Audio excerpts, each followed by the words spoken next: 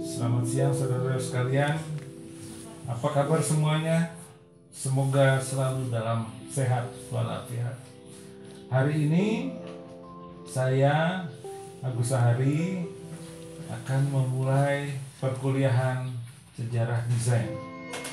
Mohon saudara-saudara dapat menyimak dengan baik, dan kalau perlu saudara mencatat dan istilahnya mencari buku-buku referensi untuk menunjang perkuliahan ini secara lengkap. Selamat berkuliah dan selamat menyimak. Terima kasih. Ya, oke, selamat siang saudara-saudara sekalian. Kita lanjutkan perkuliahan sejarah desain. Barangkali ada beberapa hal yang perlu disampaikan. Pertama, bahwa perkuliahan ini sebenarnya memiliki kesinambungan dengan perkuliahan sebelumnya yang berjudul Revolusi Industri, atau di situ ada tokoh-tokoh penting, diantaranya adalah tokoh-tokoh yang menggerakkan berbagai macam atau beraneka ragam industri di Inggris dan di Eropa pada umumnya. Nah, tumbuhnya desain modern itu tidak terlepas dari adanya revolusi industri tadi. Oke, kita lihat timeline-nya. Nah, kita coba telusuri kembali ya perkuliahan kita yang lampau. Kita sudah berbicara pikiran Yunani, kemudian kita memasuki masa kegelapan Eropa, dan kita kemudian memasuki masa-masa Renaissance atau pencerahan di Eropa karena adanya reformasi, dan kita masuk ke revolusi industri di mana industrialisasi merajalela di berbagai macam belahan dunia. Nah, revolusi industri ini kemudian mengalami goncangan-goncangan, baik goncangan sosial, goncangan ideologi, goncangan yang berkaitan dengan penggunaan teknologi, dan banyak hal yang akhirnya manusia atau masyarakat merasa tidak nyaman dengan industri yang menghilangkan peran manusia di dalam karya-karya desain atau karya teknologinya. Kita terlalu mendewakan teknologi, sehingga muncul protes di sana-sini, protes masyarakat industri agar aspek-aspek humanitas, aspek-aspek kemanusiaan dihadirkan kembali dalam karya desain, karya seni, maupun karya-karya teknologi. Nah, kejadian ini awalnya mulai di abad ke-17, kemudian merembet ke-18, hingga awal abad ke-20, bahwa gerakan ini semakin hari semakin berkembang. Oke, selanjutnya. Nah, salah satu gerakan revolusi industri atau yang anti terhadap industrialisasi itu adalah gerakan art and craft, yang tahunnya itu rentang tahun 1850 hingga tahun 1900. Berikutnya. Nah, gerakan art and craft adalah suatu gerakan pada akhir masa revolusi industri yang mengutamakan komitmen terhadap pentingnya keterampilan tangan dan keindahan ornamentik. Penganutnya menolak nilai estetik yang dihasilkan oleh produksi secara massal yang serba masinal, industrial, dan hal itu dianggap sebab utama hilangnya selera dan nilai keindahan individual. Gerakan art and craft menciptakan kesan kembali ke zaman gotik, rokoko, dan renaissance agar setiap barang yang dibuat selalu memperhatikan nilai-nilai estetik yang bersifat humanis. Berikutnya. Nah, ini penggambaran tumbuhnya industrialisasi di sejumlah negara Eropa. Hampir di setiap sudut perkotaan ada cerobong asap, dan kota-kota pekat dengan asap batu bara, asap industri, dan berbagai macam kegiatan yang sifatnya industrial. Oke, berikutnya. Nah, tadi muncullah protes terhadap industrialisasi di berbagai kawasan di Eropa. Semakin hari protes itu semakin besar. Oke, selanjutnya. Nah, tokoh penting gerakan art and craft yang harus kalian ketahui itu adalah pertama William Morris dan yang satu lagi adalah John Ruskin. Oke. William Morris adalah seorang desainer, artis, penulis, dan seorang penganut paham sosialis asal Inggris. Ia merupakan anak laki-laki tertua dalam keluarganya. William menikahi Jane Borden yang ditemuinya dalam sebuah penampilan teater. Mereka menikah pada tanggal 26 April 1859 di London. Morris mulai mengadopsi filosofi Ruskin yang menolak industri manufaktur dan seni yang murahan untuk kembali menumbuhkan kreativitas pekerja seni. Pembuatan karya seni haruslah terjangkau dan merupakan buatan tangan. Sedangkan John Ruskin lahir 8 Februari 1819. Tulisan-tulisannya mengubah cara berpikir tentang industrialisasi dan akhirnya mempengaruhi seni dan gerakan kerajinan di Inggris dan gaya pengrajin di Amerika. Ruskin memberontak terhadap gaya klasik dan membangkitkan kembali minat arsitektur gotik dengan mengkritik penyakit sosial yang dihasilkan dari revolusi industri dan meremehkan apapun buatan mesin. Tulisan-tulisan Ruskin membuka jalan untuk kembali ke pekerjaan tangan dan semua hal-hal yang bersifat alami. Di Amerika, tulisan-tulisan Ruskin mempengaruhi perkembangan desain dan arsitektur pada masa itu. Selanjutnya, nah ini beberapa contoh karya desain yang dibuat oleh Ruskin, yaitu memanusiakan kembali gaya desain yang awalnya serba kaku, masinal, industrial, dan hilang aspek-aspek dekoratifnya. Sekarang aspek-aspek dekoratif dan unsur-unsur sentuhan tangan muncul kembali. Berikutnya. Ini salah satu karya dari Ruskin ya. Ini adalah anting berlian, ya, ragam hias perak yang dibuat sedemikian rupa oleh keterampilan tangan. Oke. Ya. Kemudian juga rumah-rumah ya bergaya art and craft menampilkan paduan bata merah yang alami dan kebebasan berekspresi sehingga bentuk rumah dirasa lebih humanis dan akrab dengan lingkungan dibandingkan dengan era sebelumnya yang serba industrial, ya, kaku. Berikutnya, nih contoh rumah, kembalinya unsur-unsur dekoratif ya, dan keterampilan pertukangan yang tinggi dalam mendesain rumah-rumah pada zaman itu. Selanjutnya,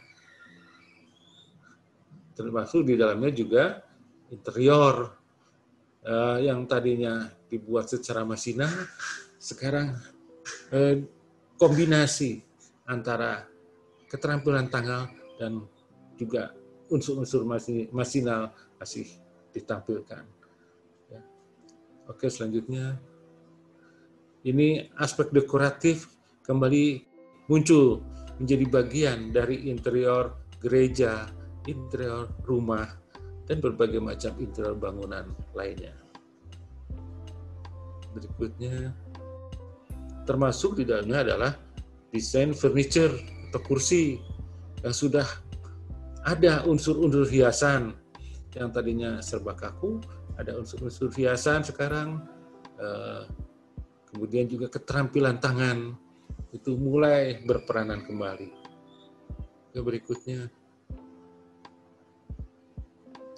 ini beberapa karya desain pada era gerakan art and craft, bahwa nilai estetik dan unsur-unsur yang bersifat humanis dan aspek-aspek yang berkaitan dengan alam, bunga, tumbuh-tumbuhan, flora, fauna, kembali muncul menjadi bagian desain pada zaman itu.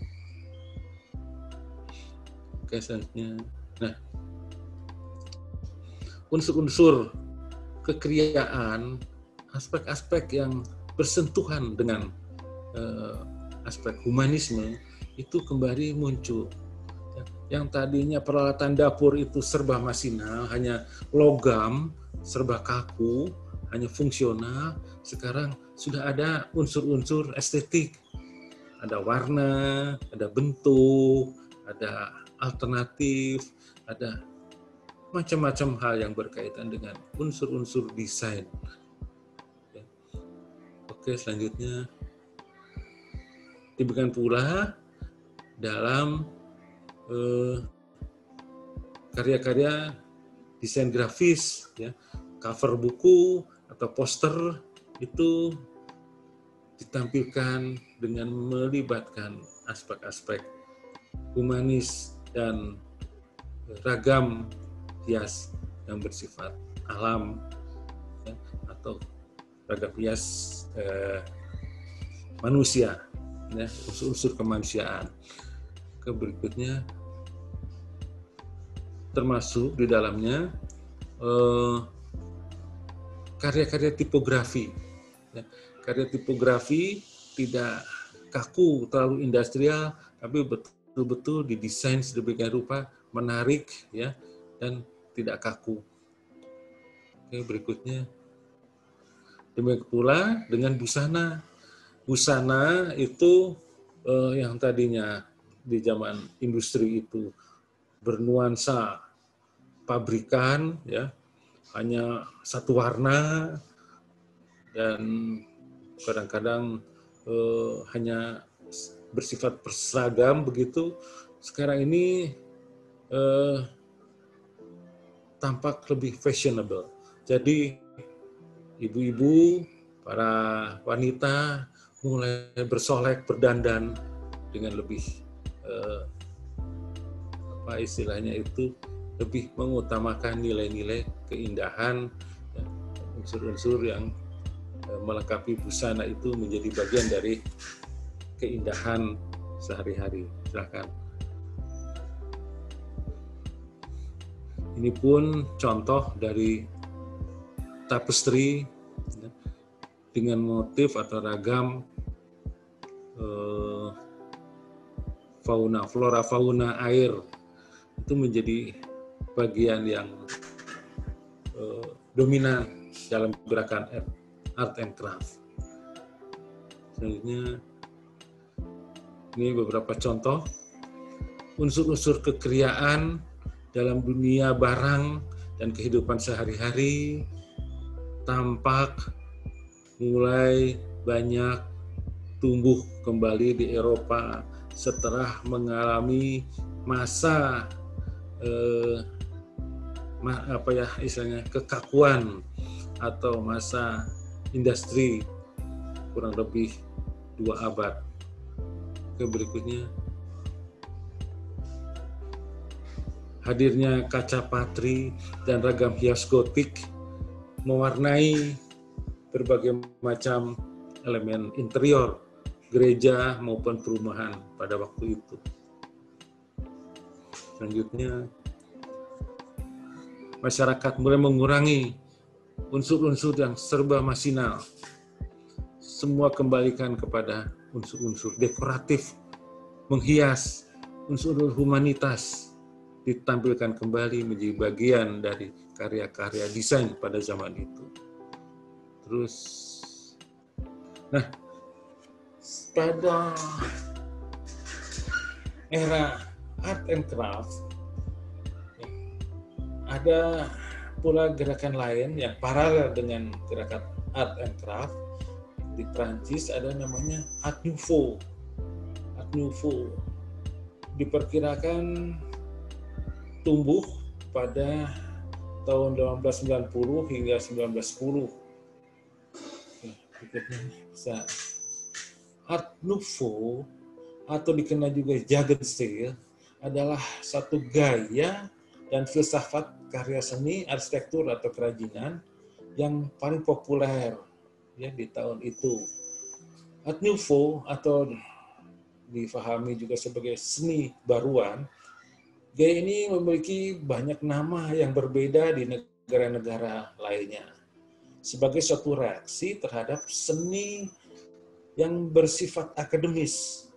Kalau tadi art and craft itu untuk mengkritisi terhadap seni yang terlalu mekanis dan industrial, Art Nouveau itu merupakan reaksi lain terhadap seni atau karya desain yang terlalu kaku dan akademis di abad ke-19. Art Nouveau terinspirasi oleh berbagai struktur dan bentuk alami, bukan hanya bunga dan tanaman seperti halnya art and craft, tapi juga garis lengkung. Para arsitek dan desainer berupaya untuk melakukan harmonisasi dengan lingkungan alam. Art Nouveau dipandang sebagai suatu gaya seni total yang merangkul arsitektur, seni grafis, desain interior, dan kerajinan, seperti perhiasan, mebel, tekstil, kerajinan perak, rumah tangga, serta perkakas lainnya, termasuk juga seni murni. Oke. Beberapa tokoh dari Art Nouveau ini adalah yang paling top itu adalah Charles Rennie Mackintosh, Antoni Gaudí, dan Peter Behrens. 3 orang tokoh ini kalian harus kenal dan harus ingat karena tokoh penting gerakan Art Nouveau di Eropa. Oke, selanjutnya. Charles Rennie Mackintosh adalah arsitek, pelukis, desainer, dan seniman grafis yang lahir di Glasgow pada tahun 1868. Ia terkenal karena kesuksesannya mendesain bangunan, lukisan, seni kaca jendela, tekstil, furniture, wallpaper, hingga bahkan pisau. Charles meninggal pada tahun 1928 di umurnya ke-60. Karya-karyanya lebih terkenal sejak kematiannya. Charles Rennie Mackintosh bersekolah di Leeds Public School, kemudian dia melanjutkan pendidikannya di Allen Glen Institution, sebuah sekolah pribadi saat dia berumur 9 tahun. Dia menghadiri kelas sore di sekolah seni Glasgow, di mana dia bertemu dengan Margaret MacDonald, yang kemudian menjadi istrinya. Pada tahun 1889, Charles menjadi asisten arsitek di sebuah kantor konsultan bernama Hanneman & Cappy. Ini di sebelah ini adalah karya-karya Charles Mackintosh. Oke, selanjutnya. Peter Behrens, ya, selain Charles Mackintosh, ada tokoh lain, Peter Behrens, lahir di Habsburg pada tahun 1868. Dia juga seorang pelukis. Karya awal Behrens ya adalah, ya semua orang melihat dia sebagai modernis, ya. Kemudian Behrens mulai merintis membentuk desain produk industri, dan pada tahun yang sama ia diundang ke Darmstadt. Di sana arsitek membangun rumahnya. Ya, dia tidak hanya merancang sendiri, tapi juga mengembangkan semua elemen interior, bahkan pisau dapur. Jadi Behrens itu mendesain rumahnya sendiri begitu. Dan rumah tersebut merupakan contoh simbiosis seni dan kerajinan. Tidak hanya menunjukkan pengaruh Art Nouveau, tetapi juga gaya Peter Behrens yang dimanifestasikan dalam karya-karya desainnya. Oke. Kemudian yang ketiga adalah Antoni Gaudí, lahir tahun 1852 di Reims atau di Reus dari pasangan pembuat tungku Francesc Gaudí i Serra dan Antoni Cornetti Bertran. Ia merupakan anak termuda dari 5 bersaudara, 3 diantaranya bertahan hidup sampai dewasa. Salah satu leluhurnya, John Gaudí, pindah ke Catalunya pada abad ke-17. Asal-usul marga Gaudí diduga Gaudí atau Gaudí. Nih di bawah ada contoh Antoni Gaudí, karya Antoni Gaudí. Berlekuk-lekuk ya, dan penuh ornamen. Terus,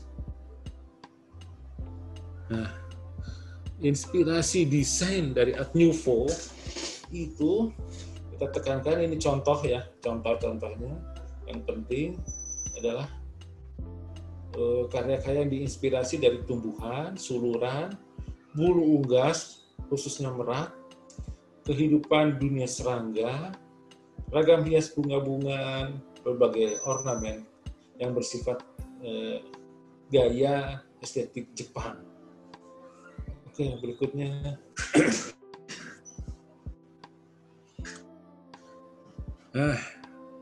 Art Nouveau adalah sebuah kecenderungan seni dekoratif yang diinspirasi dari flora dan fauna yang meliuk-liuk.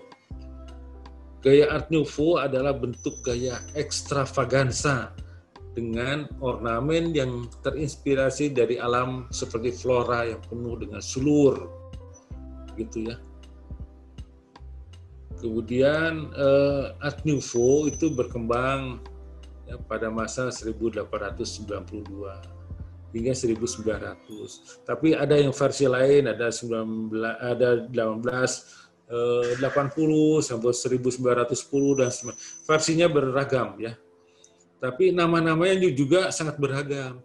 Di Jerman disebut Jugendstil, di Inggris Liberty, di Prancis style moderne, di Prancis ya.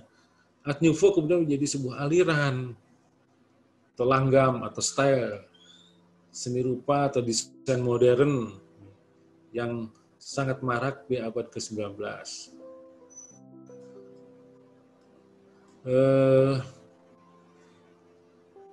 Tapi ada juga kata-kata bahwa Art Nouveau diidentikan dengan cita rasa seni bangunan yang eksentrik dan mahal dengan tingkat kesulitan detail yang tinggi dan juga penerapan bahannya yang serba mahal. Jadi Art Nouveau itu dipandang demikian oleh masyarakat pada zamannya. Oke, berikutnya. Ini beberapa contoh Art Nouveau.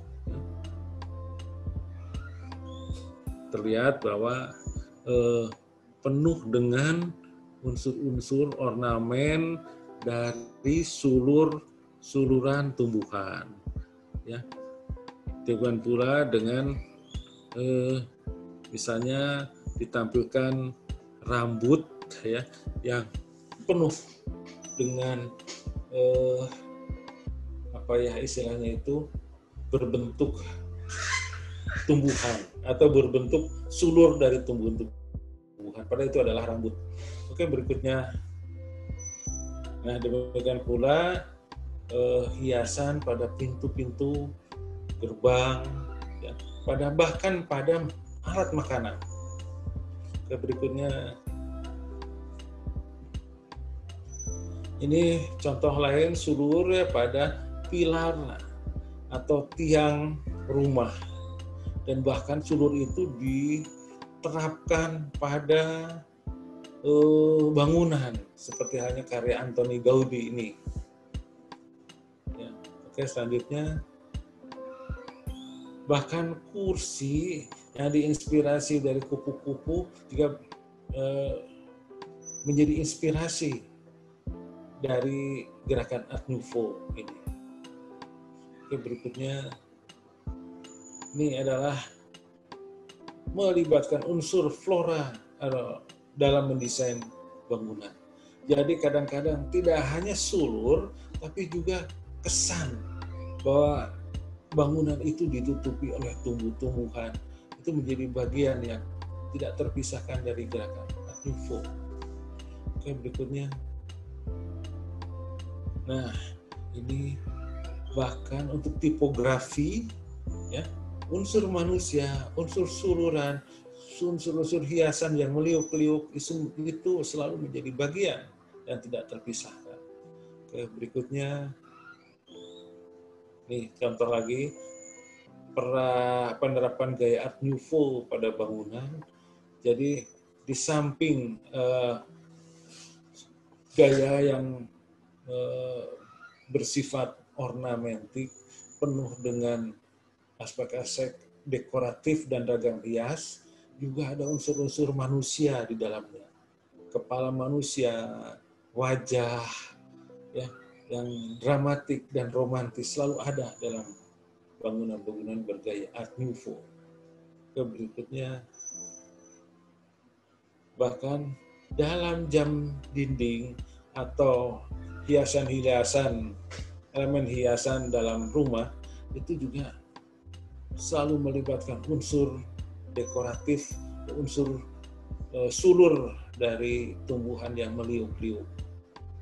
Berikutnya, nih, bahkan dalam sampai tempat tidur, spray, ragam hias, dan kertas dinding. Ya.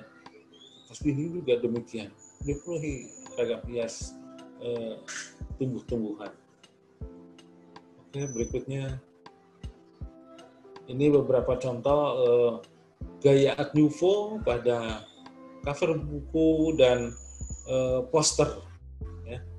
Oke, berikutnya, Art Nouveau pada pakaian wanita, ya, unsur-unsur dekoratif suluran dan gaya yang serba meliuk selalu menjadi bagian tidak terpisahkan dari gaya Nouveau. Oke, berikutnya, bahkan unsur-unsur serangga, ya, kupu-kupu, binatang-binatang unik yang lainnya selalu menjadi bagian yang tidak terpisahkan dari gaya Art Nouveau pada perhiasan. Oke, selanjutnya. Oke, untuk sesi pertama kita akhiri dulu, kita istirahat sebentar, terus selanjutnya kita lanjutkan pada sesi berikutnya. Setelah Anda mengikuti perkuliahan daring sejarah desain, apa yang Anda peroleh dalam mengamati materi tersebut? Apakah Anda memperoleh wawasan baru? Apakah Anda bisa mengamati perubahan-perubahan yang terjadi? Apakah ada manfaatnya buat pengembangan desain yang Anda akan lakukan di masa yang akan datang? Jika ada pertanyaan atau hal-hal yang belum jelas mengenai materi perkuliahan, silakan Anda mengirim pertanyaan itu melalui WA ataupun MS Teams ataupun Facebook, dan saudara selalu bersemangat. Sampai jumpa pada perkuliahan berikutnya. Terima kasih.